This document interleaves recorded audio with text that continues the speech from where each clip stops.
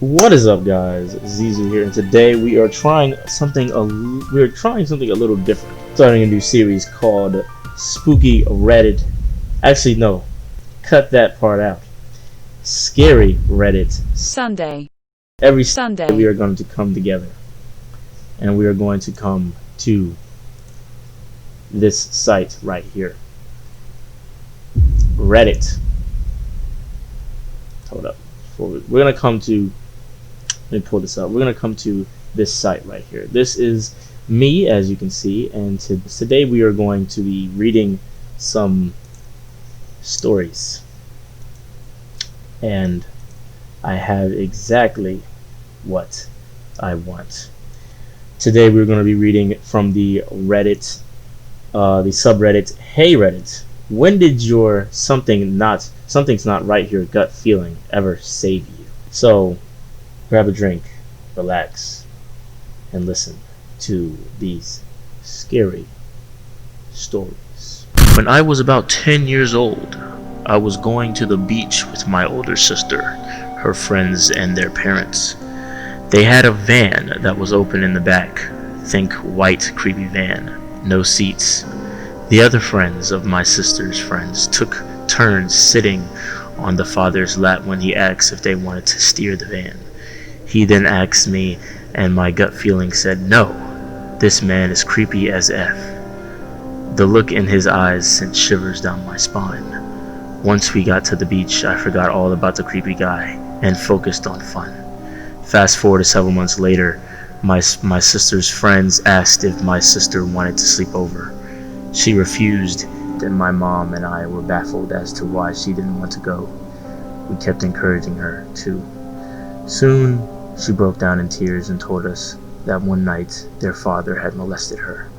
The van's incident and feelings came flying back to me. I wish I had not forgotten my gut feeling and shared it with my mother and my sister before anything happened to my sister. Sometimes I still feel guilty over it. That was 30 years ago.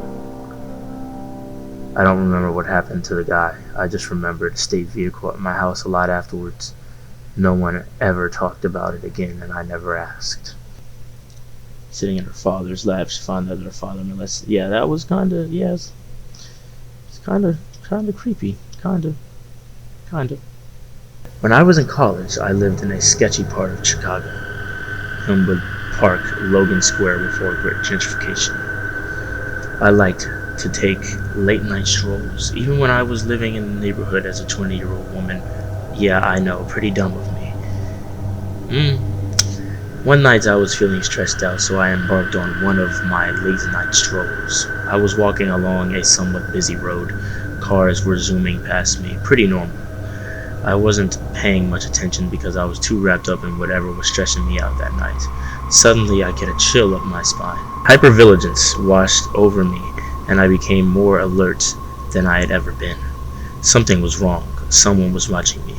I quickly spotted a car. It was driving in the opposite direction, a little slower than usual. It was too dark for me to see anyone inside the car, and the car was pretty unassuming. But I still knew something was off. They were watching me. I just knew. The car drove past me and then made a U-turn. Now it was right behind me, creeping along the curb. Luckily, there was a Walgreens a few blocks ahead. I started walking faster, and the car eventually sped past me and disappeared into a corner. I somehow knew I wasn't safe yet, so I sprinted to the Walgreens. I told the security guard what happened, and we both went outside. The car was parked up the street, about 50 to 100 feet away. The security guard was a big guy who looked intimidating. He marched towards the car, and the car immediately backed off and made a U-turn, and then booked it out of there. The security guard called the cops, and they drove me home. I never took a late night stroll again. My gut made me more alert, but it was really a security guard who saved my life. I'm positive that if he wasn't there that night, something bad would have happened to me. I wish I could find that security guard to thank him. Yeah, I understand how that is, When you're a woman and you want to be out there at night and whatever, make sure you got like some pepper spray on you, so you can, Shazam it on somebody, whatever. Because you guys need to learn how to defend yourselves at night, because sometimes you might not get old Prince Charming security guard out there waiting for you. Always hated the dad scout leader in my area growing up. Just seemed like a real creep. Hated seeing him at community events, soccer games, back to school nights, etc.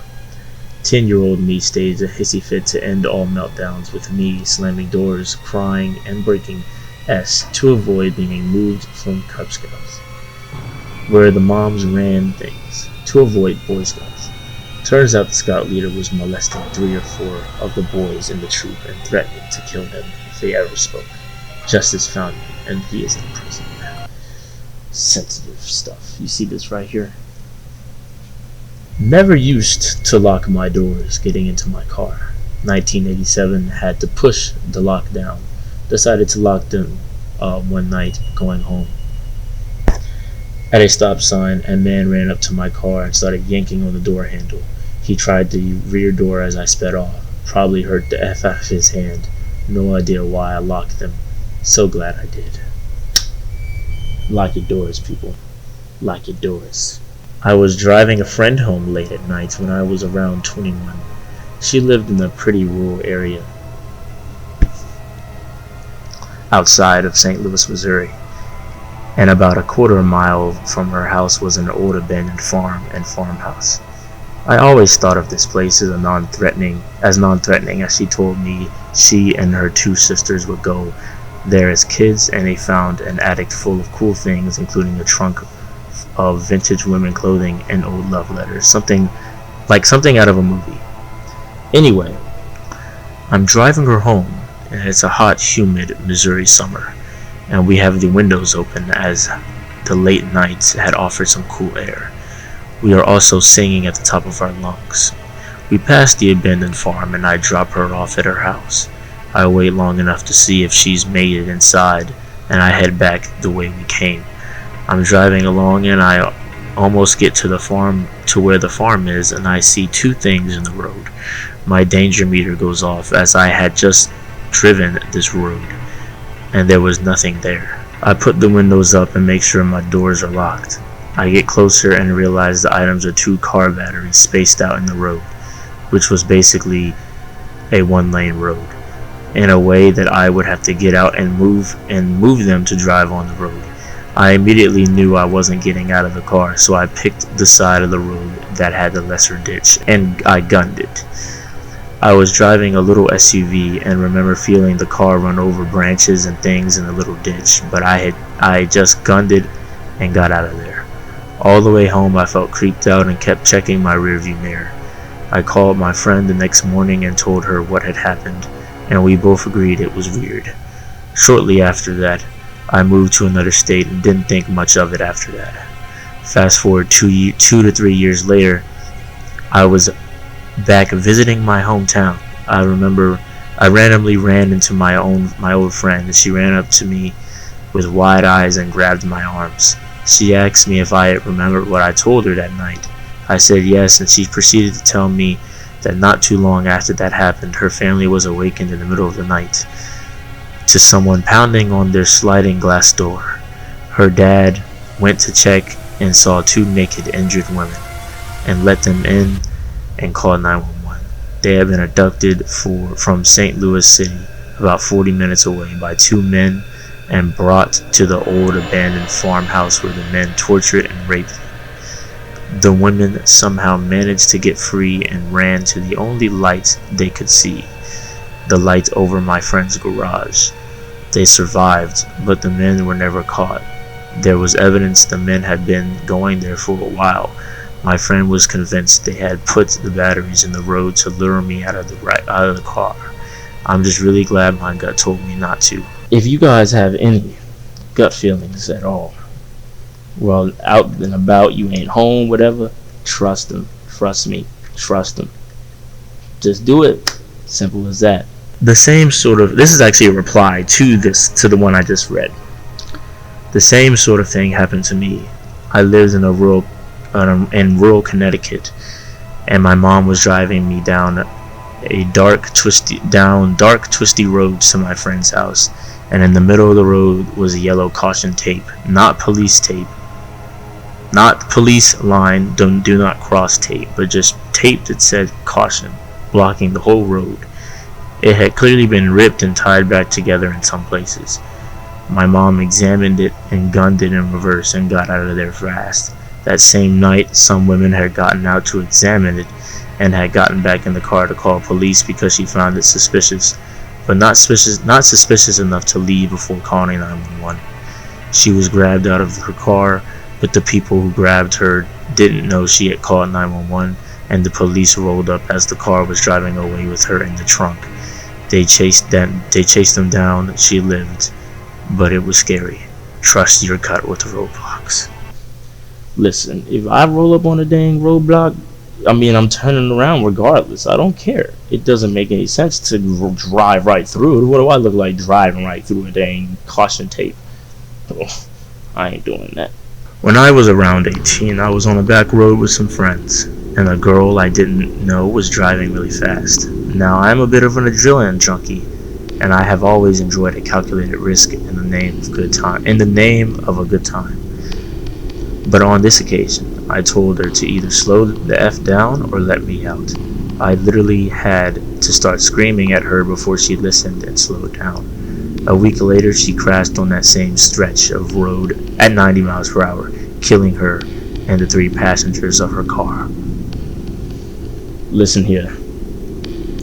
Don't be playing around with vehicles. They are nothing to play around with. Dangerous. One day, my friend and I were just chilling. Someone hit me up and said, "Get your A down here. We got blunts and coke and painkillers." Being the young addict that I was, I got my A over there. I shouldn't laugh. And we just get destroyed. Someone managed to get a bunch of bottles of vodka. We were like 17 and 18, and we just got effed up having a good time. A few hours pass, and eventually I think to myself, things are getting a little loud. I might leave in case things get out of hand, so I dip. On my way home, I see a cop. I'm waiting for him to go by, and he motions towards me. F. I'm in no condition to function, much less talk to a cop. So I walk over to him. He asks if there's a problem. I say no. You just motioned to me.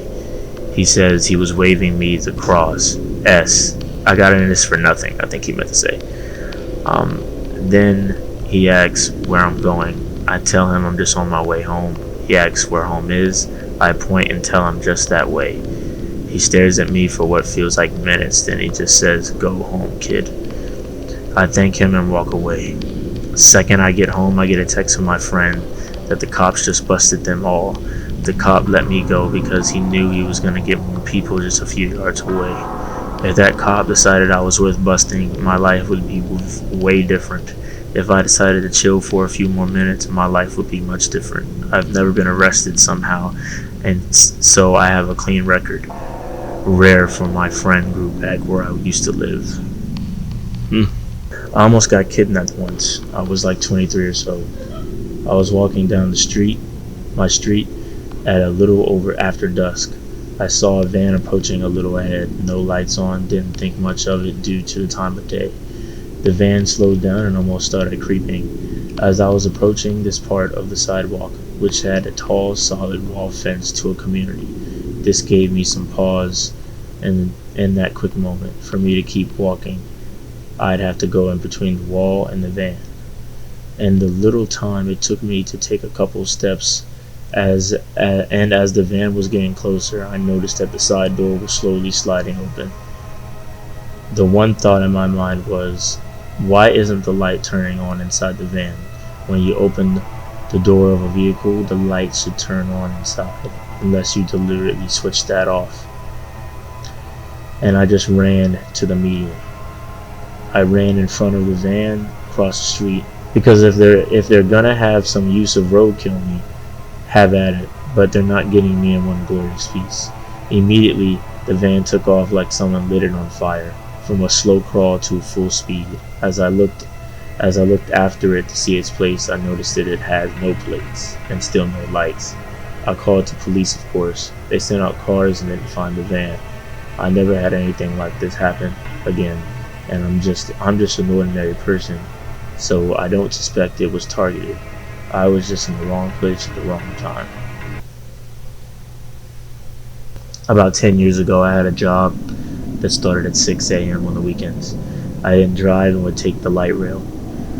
For people who don't know what the light rail is, it's a train, I'm pretty sure, which was a 15-minute walk. One dark morning, I saw a person up ahead of me, a few blocks away. I usually see a homeless person on my walk onto the light rail, and most are harmless, just trying to collect cans for the deposit or asking for change. But this guy just felt off.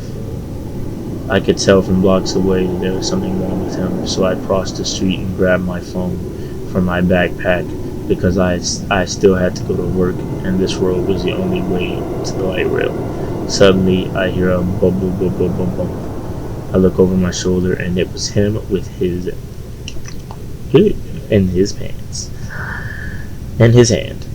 That sound was the sound of his shoes hitting the pavement as he ran towards me. I took off running, screamed, "I'm calling 911," and held my phone to my ear. He must have saw and took it seriously because he ran the opposite direction that I ran.